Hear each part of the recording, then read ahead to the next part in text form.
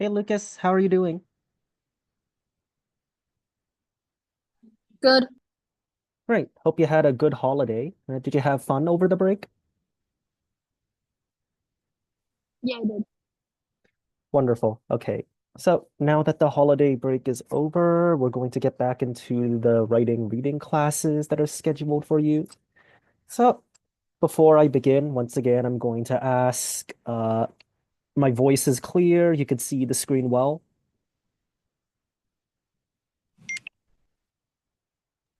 Yeah. All right. Wonderful. So let's begin.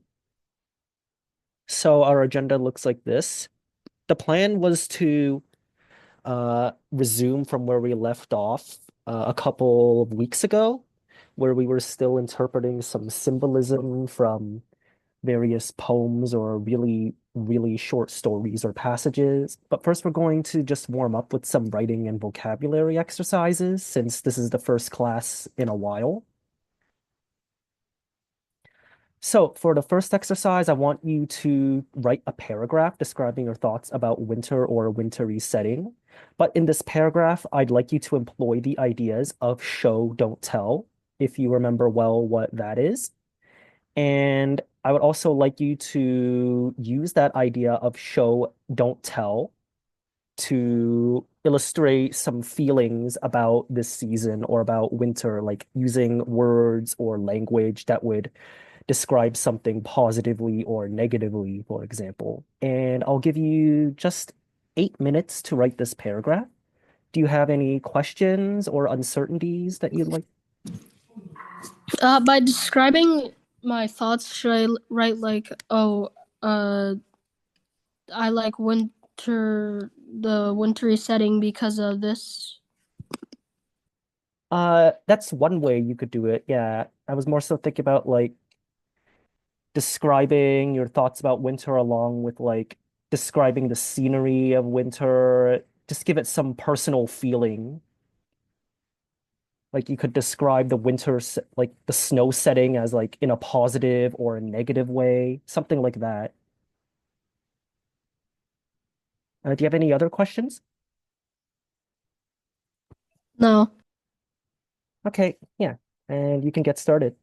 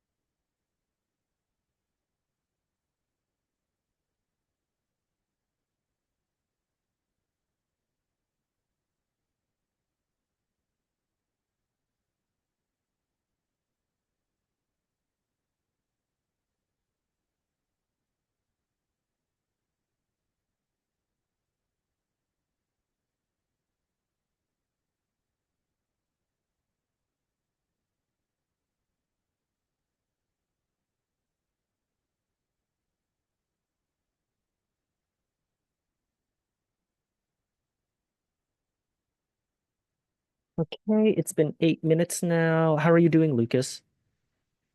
Almost done. All right, great. Whenever you're ready, you can post it in the chat.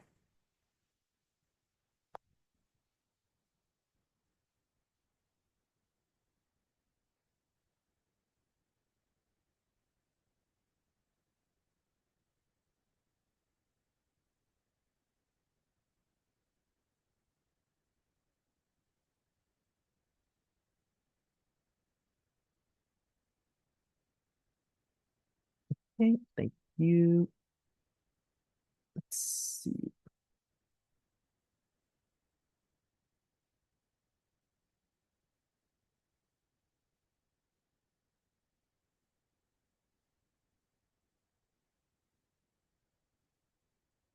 Just a second, sorry.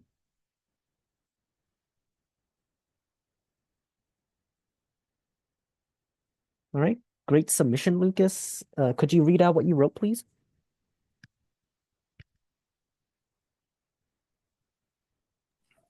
Winter is a pleasant time. The holidays are near, there's no worrying about school, and New Year's is close. However, with pros, there are also cons. The street, the weather is cold and windy. Streets are filled with people shopping for presents. Birds and insects will hibernate, but some insects, like cicadas and crickets, die. Taking winter at face value, it is a very nice time of the year, but as a setting, it is not as fun. A wintry setting is a cold, snowy, quiet, and calm place. Most animals are in hibernation, so there aren't many birds flying around. It's quite peaceful, unlike the busy nights of a city in the winter. All right, thank you, Lucas. Great job. Yeah, I liked how you incorporated both your positive and negative thoughts about winter. Your sentences are very descriptive as well as your descriptions. Yeah, well done. One criticism, though, I would like to see some more effective use of the idea of showing, not telling. Just as an example, we say here that a wintry setting is a cold, snowy, quiet, and calm place. I think we could write this in a sentence or two in a way that employs more showing and not just telling that it's a cold, snowy, quiet, and calm place. Like rather than just saying all those, we could illustrate a sort of mental picture about it with our writing. So I'll get to that a little bit later.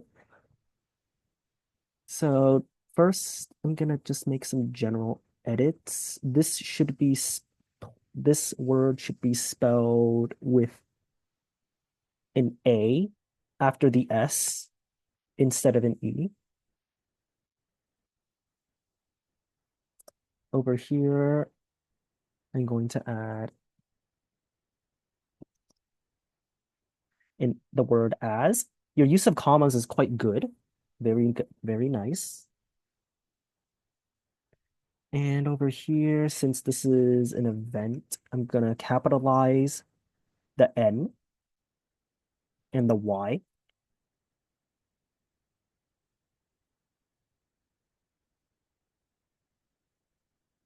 Those there are also. So over here, I'm going to add the. However, with the pros of winter, comma, there are also cons. And because I made it like that, I'm going to modify this sentence a little bit.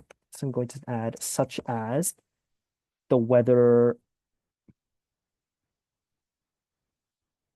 being cold and windy,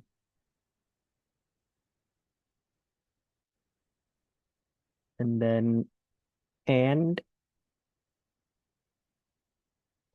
the streets being filled with people shopping for presents.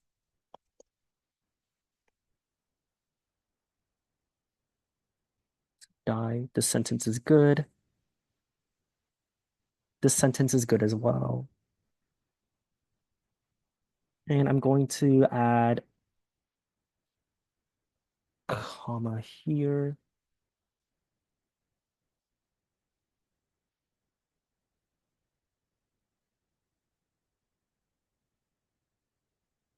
And yeah, those are just all the general edits, like the grammar, the spelling, and the punctuation. That's all I would do. Now, regarding showing and not telling, I'm going to take this sentence as an example to show, sorry, this sentence as an example to demonstrate how we could show rather than just tell. So I'm gonna just add a text box down here. So what we could do instead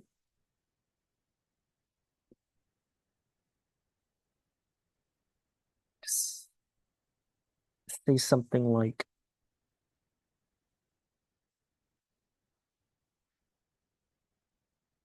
the winter scenery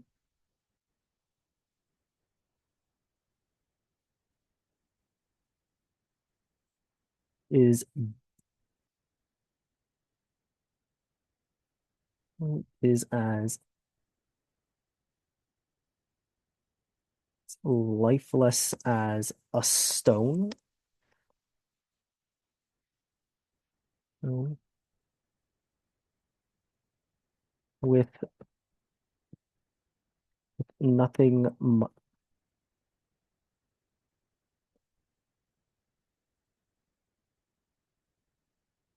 weather sends shivers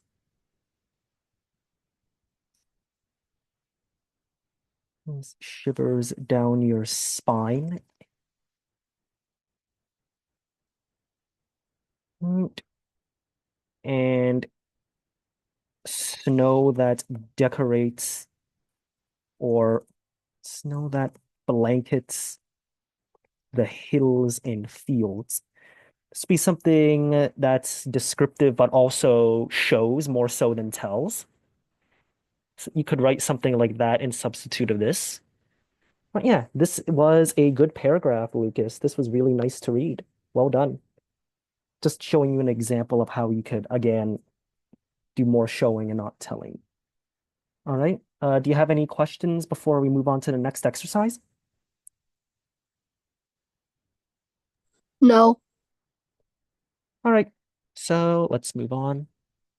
So a more simpler exercise, I just want you to write a short story. Just write any short story you want about any idea or topic, whatever idea you have, write a short story about it. But I would like you to use 4 instances of idioms. So if possible, I'd like you to this time indicate what those idioms are in your writing. Like you could underline them, bold them, etc. when you type it out in the chat. And I'll give you, that says 9, that should say 8 minutes, sorry. I'll give you 8 minutes to do that. So do you have any questions? No. Okay, you can begin then.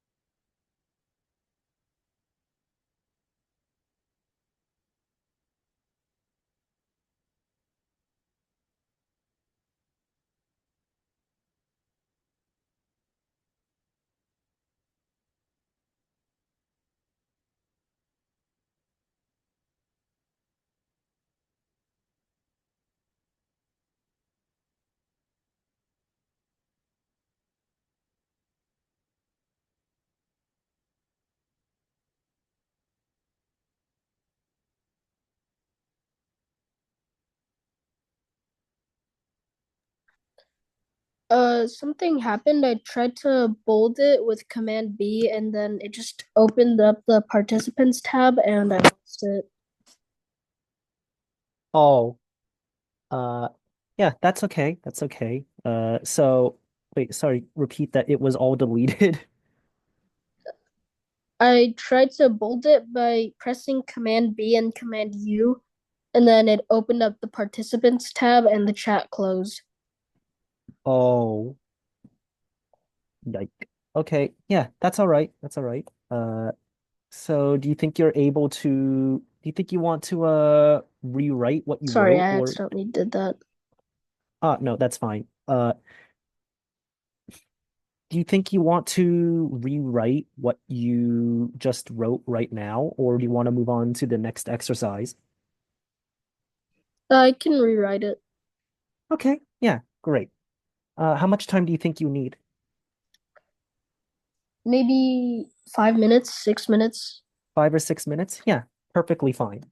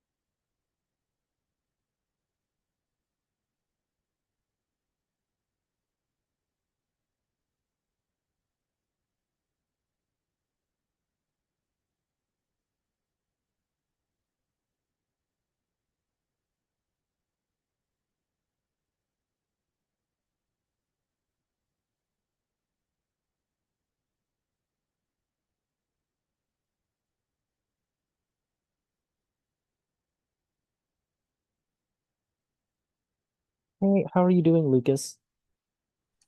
I just need like one more idiom. Oh, okay. Yeah.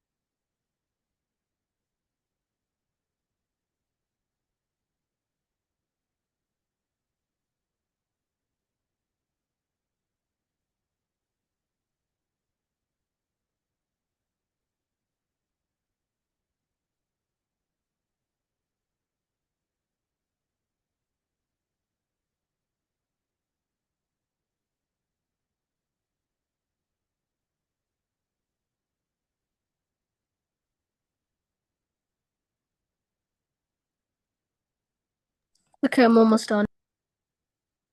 All right. Thanks for letting me know.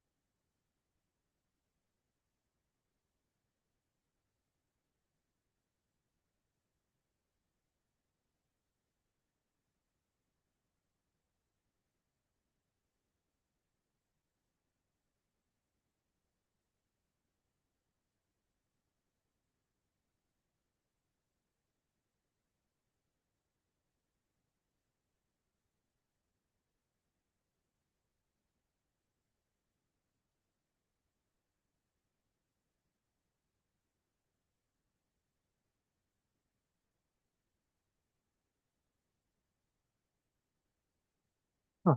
Splendid. Thank you, Lucas.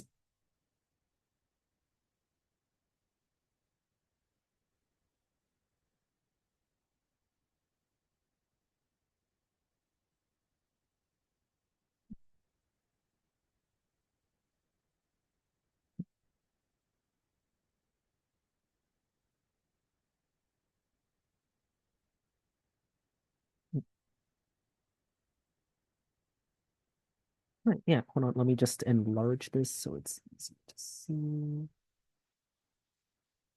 Yeah, looking good. Great work, Lucas. Little technical difficulties, but it's good that it didn't stop you. Yeah. So could you read out your short story, please? Dylan was your average amateur Sunday league footballer. He played well, but not well enough to get noticed by a scout. Break a leg and play like a man possessed, his coach would always say before games. Dylan scored regularly and was beyond a shadow of a doubt. Oh, that should. Okay, I messed up there. It should say, beyond a shadow of a doubt, getting better. Yeah, okay, I'll just edit that in real time right now. You said it was beyond a shadow of a doubt getting better. Yeah. Know of. Ah, right. Like this. That's what you intended to write, correct? Yeah. All right, great. So, all right, you can continue. He was great at pressing the other team's defense. Dylan caused issues for his opponents. His team lost games, but it wasn't all too bad. Uh, Dylan had been playing with this amateur team for nearly 6 years now. He was 28 now and in the prime of his career. Finally, Dylan got his happy ending. He was noticed by a Ajax scout. Dylan signed his first professional contract. Happily, his mother exclaimed, "Better late than never." All right, thank you, Lucas. Yeah, great use of the idioms and good storytelling. Yeah, I really like this. I really like this paragraph slash story that you wrote out. Yeah, break a leg, play like a man possessed. I really like the use of this idiom. Very creative. Beyond a shadow of a doubt. This was a good use. Well, you had to add the thing at the end that you forgot to add, but yeah, it works with the writing that you intended to put in. That's good. And better late than never. Yeah. Successful uses of idiom. All successful uses of idioms. Great work, Lucas. Okay, so now I'm going to make some edits. So a comma isn't necessary here. I'm just gonna get rid of that. Dylan was your average amateur Sunday league footballer. You don't really need a comma here to denote that he is something else. This doesn't need a comma. Well, so I'm going to add some quotation marks over what you're saying that the coach is saying, just to show that you're quoting off of someone's statement. Yeah, something like what you did here is good to use over here because, well, his coach is saying that. It's a quote directly from his coach. This sentence is good.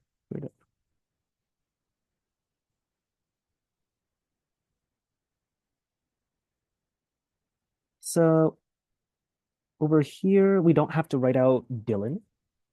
Instead, we could just write out and caused issues for his opponents or and always caused issues for his opponents. You're having the right idea with what you're writing out. It's just that you don't need to write out the word. It's just that you don't need to write out Dylan over here. You could just write out and. His team lost games. What was an alt code?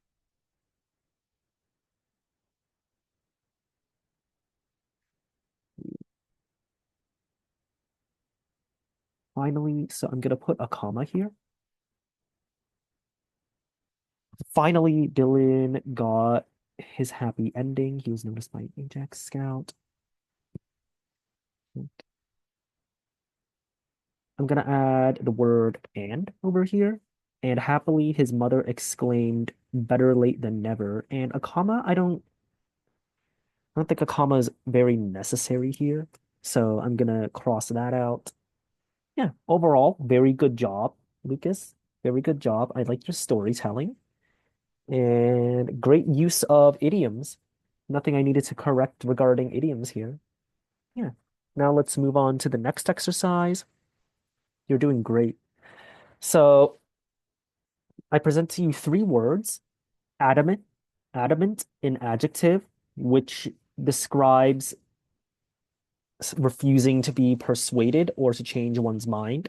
Adamant is basically another word for stubborn, like someone who won't change their mind, change their ways, someone who won't be easily convinced by someone. That's what adamant describes. A custom is a verb that means to make someone or something accept something as normal or usual. And avidly is an adverb that describes an act that describes doing something with great enthusiasm. It's like he was running avidly, or he was writing down on his notebook avidly. Yeah, I'll give you 7 minutes to write a 6 to 7 sentence paragraph using these three words. Do you have any questions regarding the definitions of these words?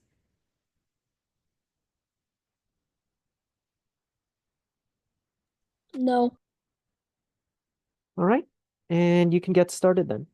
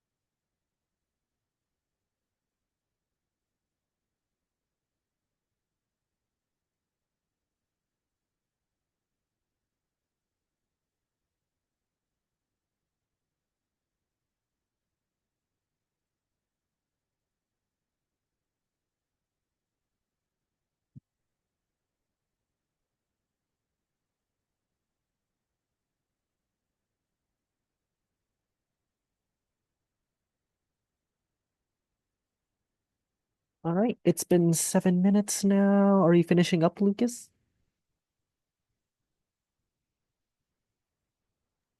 Yeah. Okay, great. Thank you.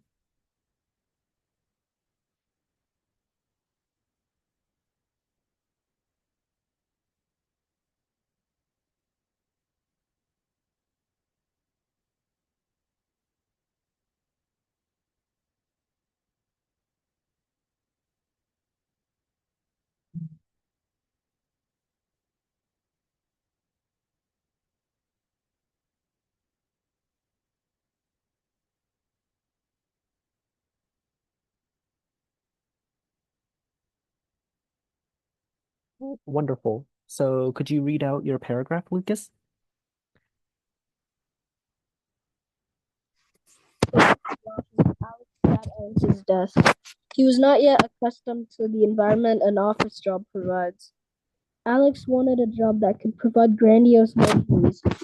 If he had the chance, he would adamantly accept. Alex daydreamed of what? There shouldn't be a comma, right?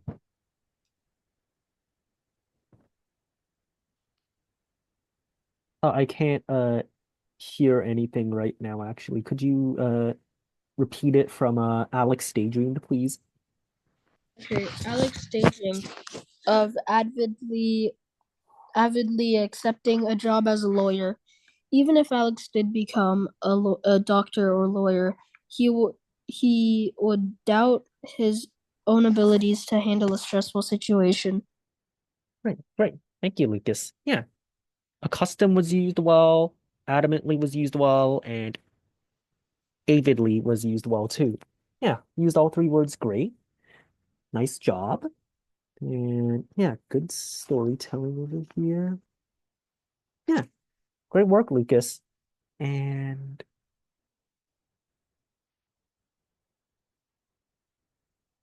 so over here, I'm going to add one comma.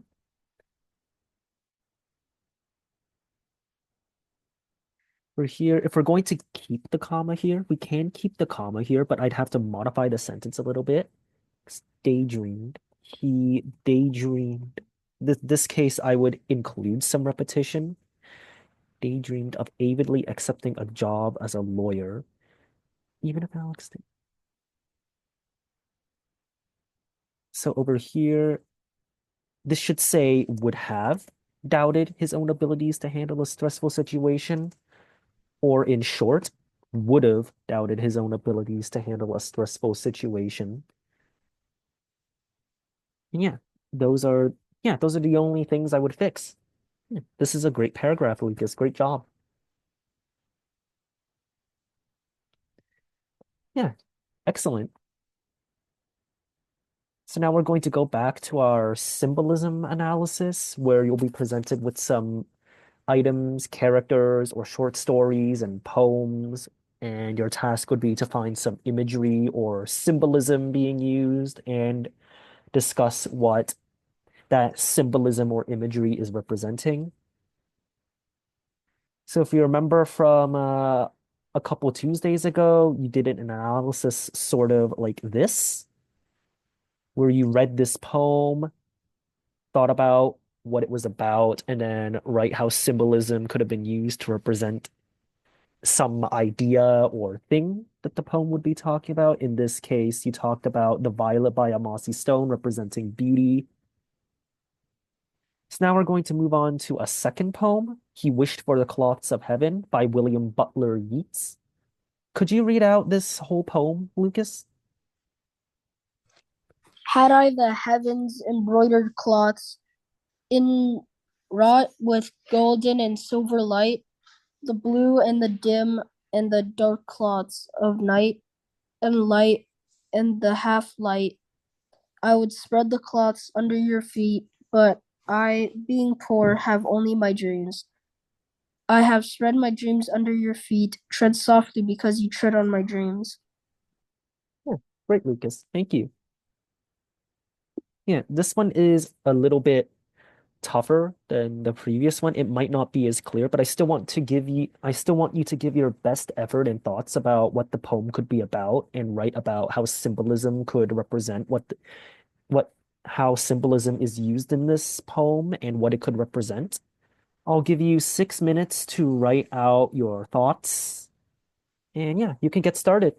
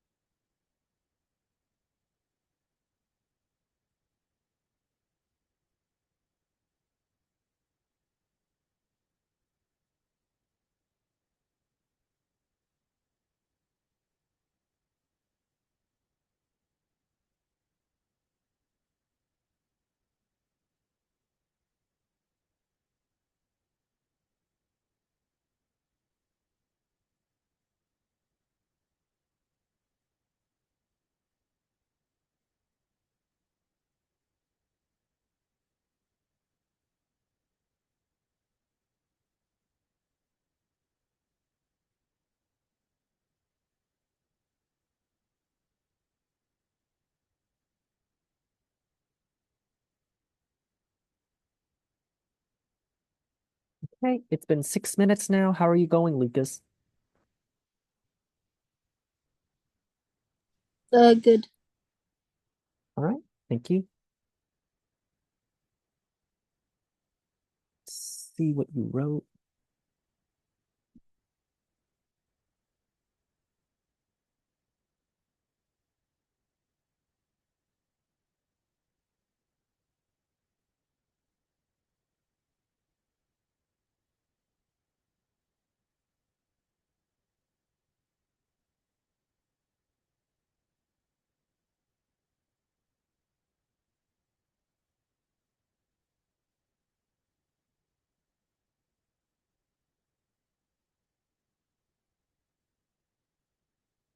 Yeah, thank you, Lucas. Could you read out your answer, please?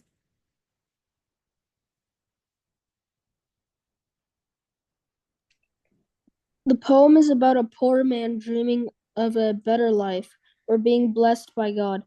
The heaven's embroidered cloths could be symbolism for a luxury or a blessing. The last line, tread softly because you tread on my dreams, could mean that he doesn't want his hopes to be allayed. Yeah, good interpretation, Lucas. Thank you. Yeah, I agree with some of what you wrote. It's about like a p- it could be seen as like a poor person thinking about a better life, which is what the cloths and the gold and silver light could represent, especially with the gold and silver representing luxurious things or representing some wealth or high class products. Last, tread softly because you tread on my dreams. Yeah, I agree with your interpretation of that. Because, like, well,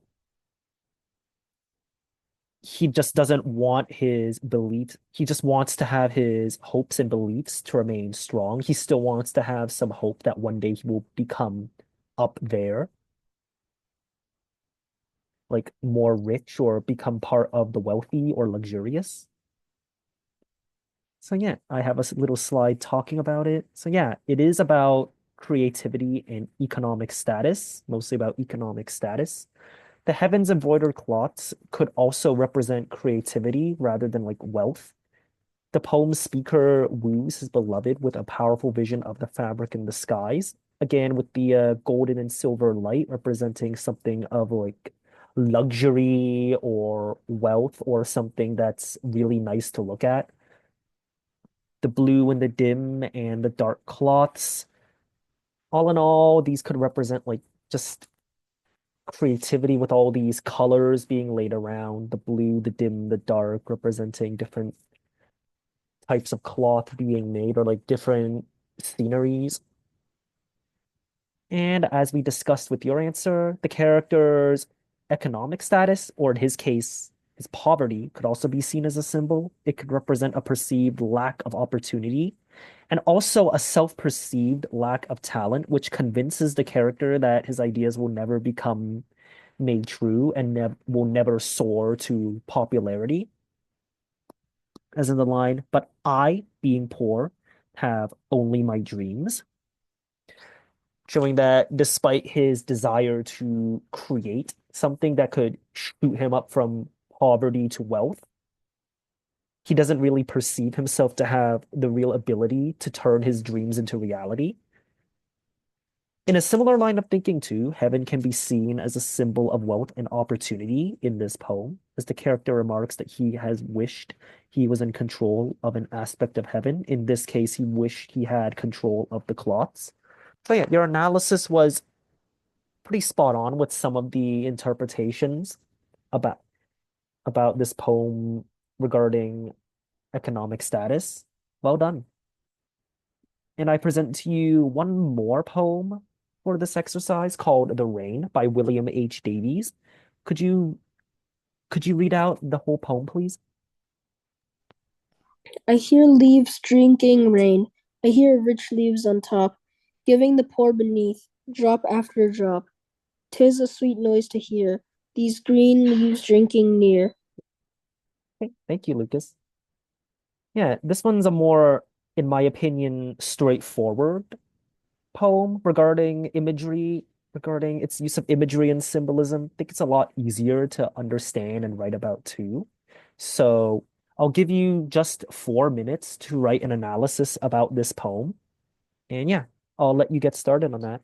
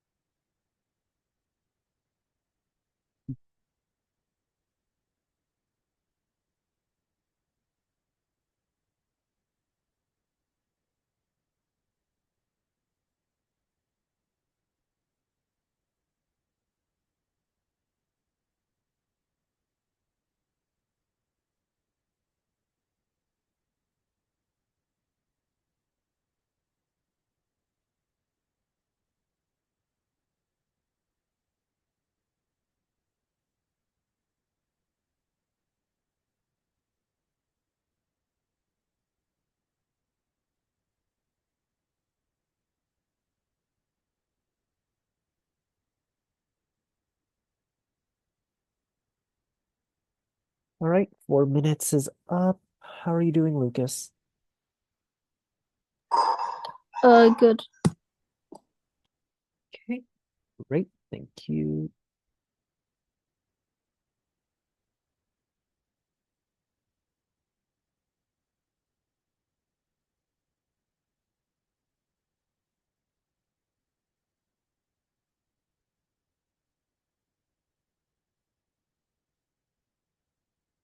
Awesome. Thank you, Lucas. Could you read out your answer, please?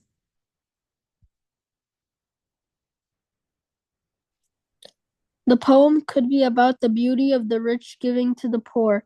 The rich leaves on top, dropping water onto the poor leaves below. The last two lines could mean that it is beautiful to see the rich give to the less fortunate. Yeah, thank you, Lucas. Yeah, I agree with those thoughts. They're like one to one with what I thought about this poem. Yeah, it's a pretty simplistic poem to understand, but I'm glad that you get the general gist of it. Yeah, the leaves on top take the rain, and they do give that rain to the water below. And yeah, this is a sweet noise to hear, these green leaves drinking near. That does indicate like how beautiful it is to see people that are higher on top contribute to helping out those that are more on the bottom or those that are less fortunate. And see on the next slide, your thoughts reign pretty accurate. So yeah, it's another poem about economic status. So this poem uses the imageries of rain and leaves to symbolize socioeconomic inequality.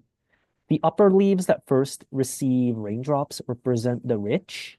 The lower leaves, yeah, they represent the poor. At that, and the lower leaves, they only really receive the droplets of rain from from the quote unquote scraps from the leaves on top. The poem can also express hope that just as the sun will shine after rain and brighten the landscape, one day there will be a fair distribution of resources and an end to poverty and inequality in society.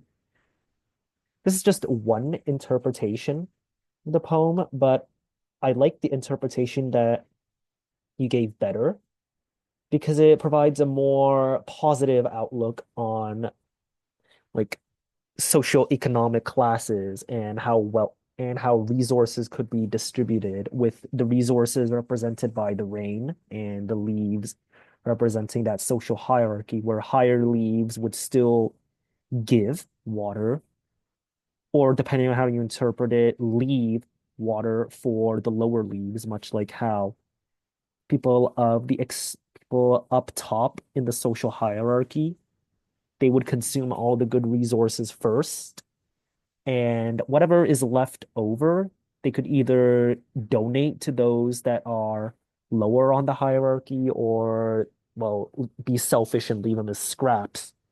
Yeah, again, awesome interpretation.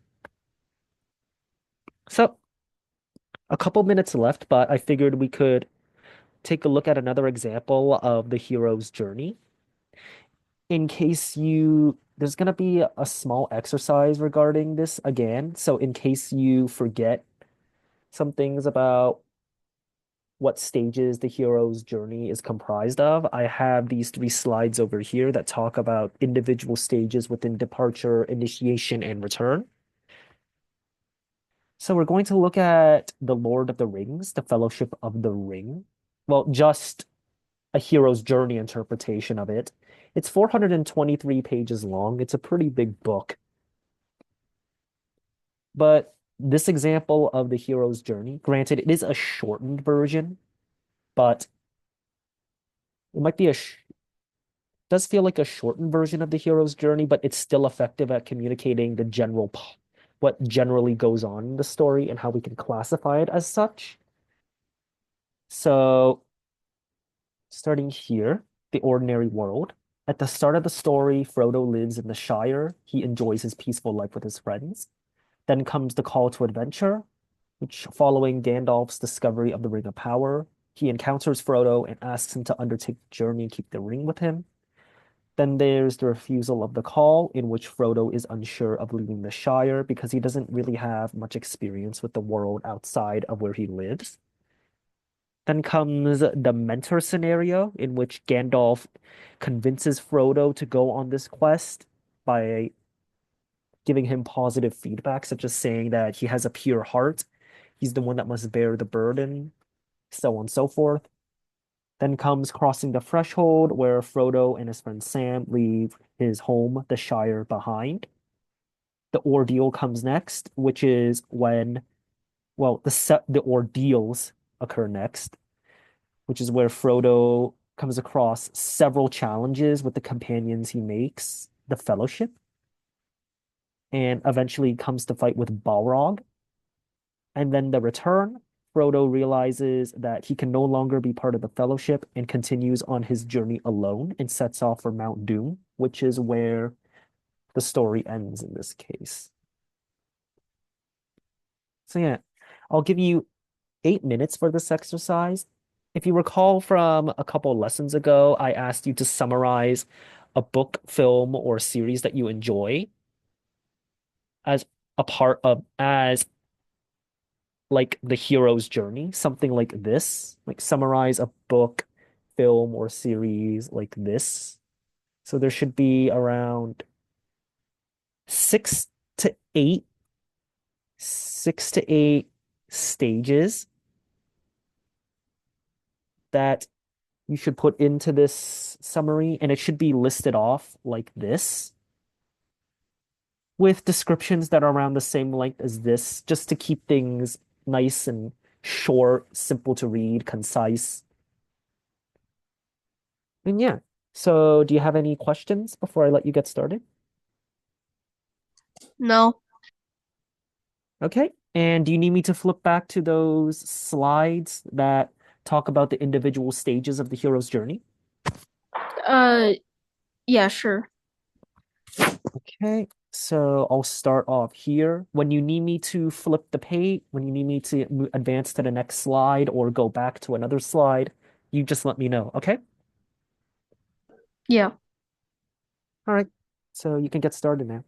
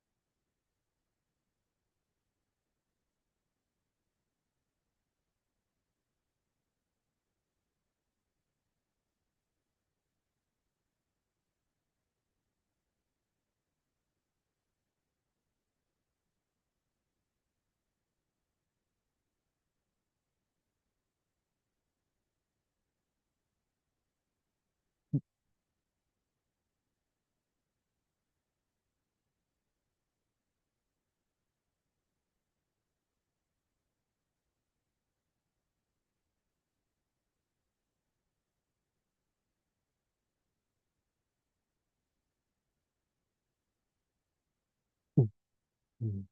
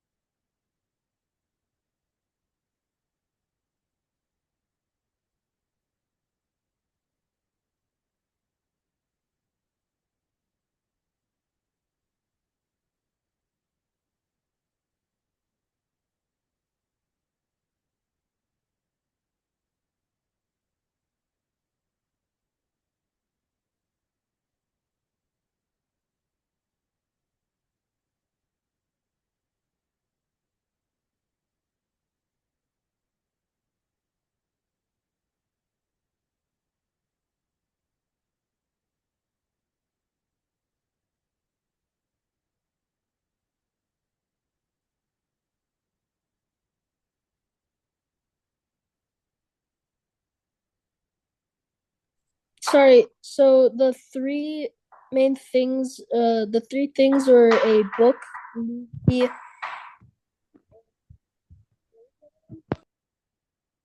Uh, I was asking, you could select a book, a film, or like a television series that you enjoy, and you could summarize it in the form of the hero's journey example that I presented to you just now. Okay, right.